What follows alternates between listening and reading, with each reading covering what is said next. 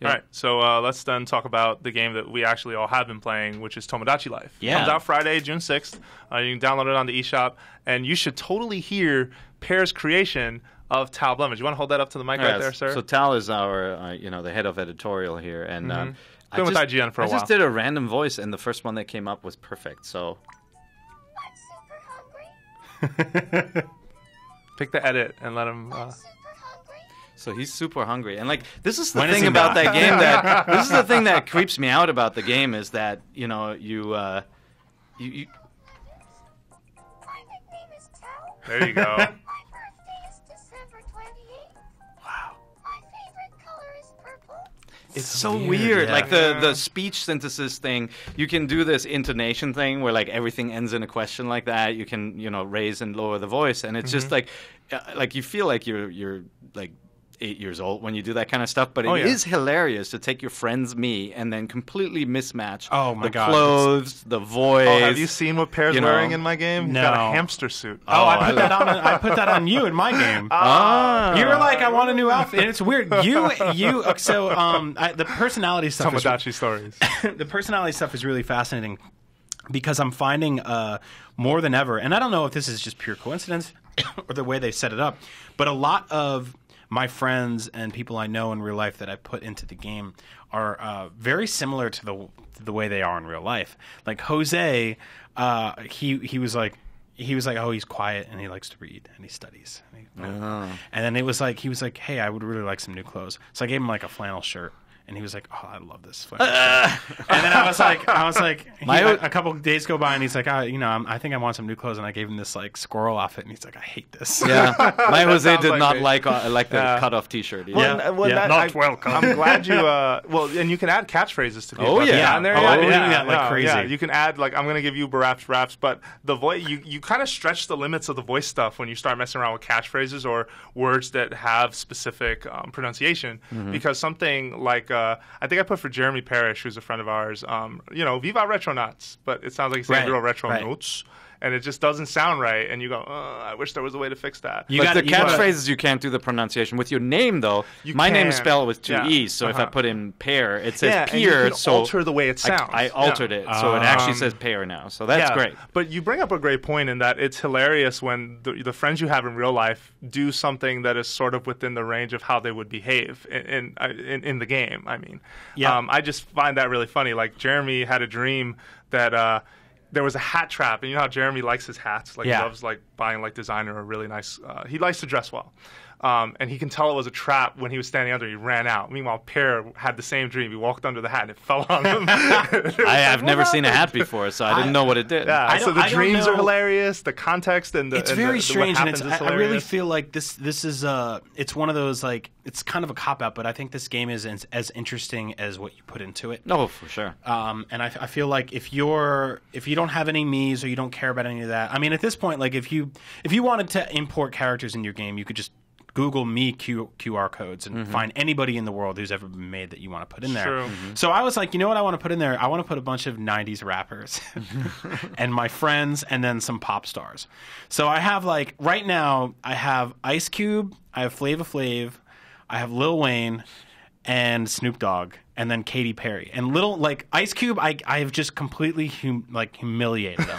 I've given him the highest voice, and he's like, I'm Ice Cube. I'm hungry. And then Flava Flav and Lil Wayne, Lil Wayne, I gave him the deepest voice possible. He's like, what's up? I'm Lil Wayne. How are you?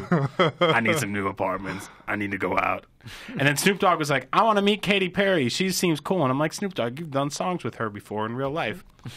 You should know all about her. Yeah. So it's kind of just funny. By the way, Brian is like sitting in the corner of his room, like lots of pillows thrown down, and he's like talking to his DS. Snoop Dogg, you already know Katy Perry. That's totally how it feels. It's really fun. It's really fun, and it's like I don't know why it's hooking me. I really don't, because it's very basic. Yeah. It's very simple. It's super thin on gameplay, and it's a lot more about observation than it is actually the notion of how we perceive video games. This completely goes against that. It even goes against Animal Crossing 100%. 100%. Although I think it has some of the potential of Animal Crossing. Just in what you put in is what you get out. It's Talent Studio. I mean, that's to me the evolution. It's like put people into the thing and see how crazy they look doing something. Right? It feels like Talent Studio with a mix of a very, very, very slow-moving WarioWare, where it's just like every now and then, like especially like the thing you mentioned, the dream stuff. There's this apartment complex that basically compartmentalizes all the characters in the game. And if there's a light on, you click on the window, and then you go in there and you talk to them, see how they're doing. If they're hungry, you give them some food, and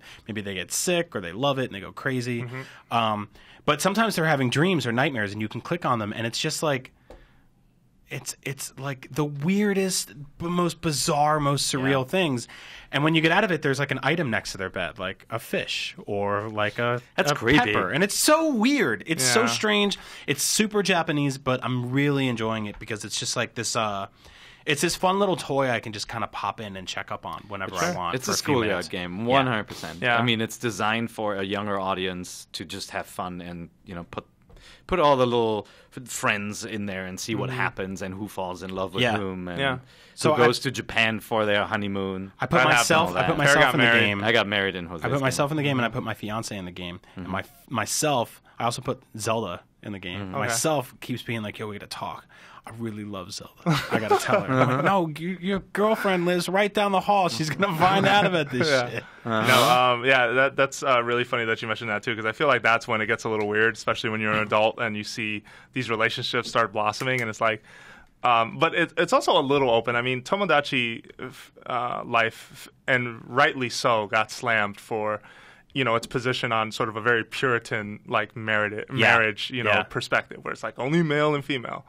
And that's unfortunate because I think they should not have fell for that. I think it was NOA's job to warn them that was going to be an issue here versus Japan. It's not even like a tradition, a position. It doesn't feel like they're going, well, a marriage is between a... No, but it's just that they don't even just give you that option. Is very stupid of them. Yeah, and it comes across that way. I don't think that was their intention either. If I said that, my bad. No, it's fine. But I will say that one thing I did admire is that it's not always the guy proposing. Like yesterday, the marriage with Per and someone else, like the female proposed. She was like, I want to propose to him. And she got down on one knee and did put up the ring. And I was like, oh, that's cool. They mix it up. I almost said that. The bizarre interactions that happen in this game between characters, they make no sense whatsoever. Like, so I have Samus in my game and Flava Flav.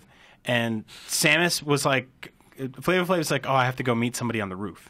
And he goes up to the roof, and Samus shows up with a mustache and sunglasses so nobody can recognize her. And she's like, my feet smell like tomato soup. And Flava Flav's just like, the fuck? And then they both walk away, and that's the end of the cutscene. That's the whole scene. I'm like, why does this exist? Why did I watch this? Very strange humor, man. So if you rolled up in a ball for hours on end, your feet would smell too.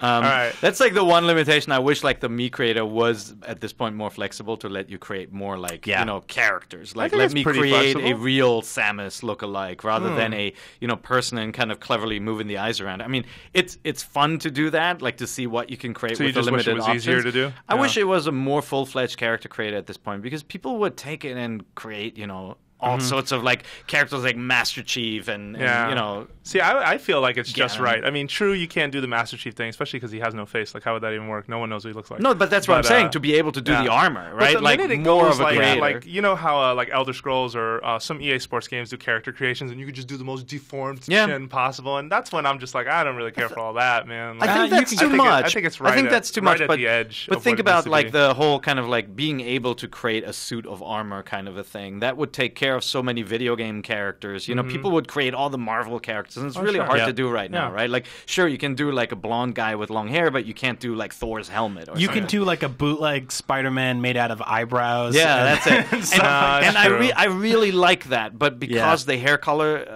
options are so limited, you can't really do a lot. You know? True. And so, no, I mean that's a fair point. And just for folks at home, if you're interested, we'll definitely have a review up on IGN, so make sure you read that.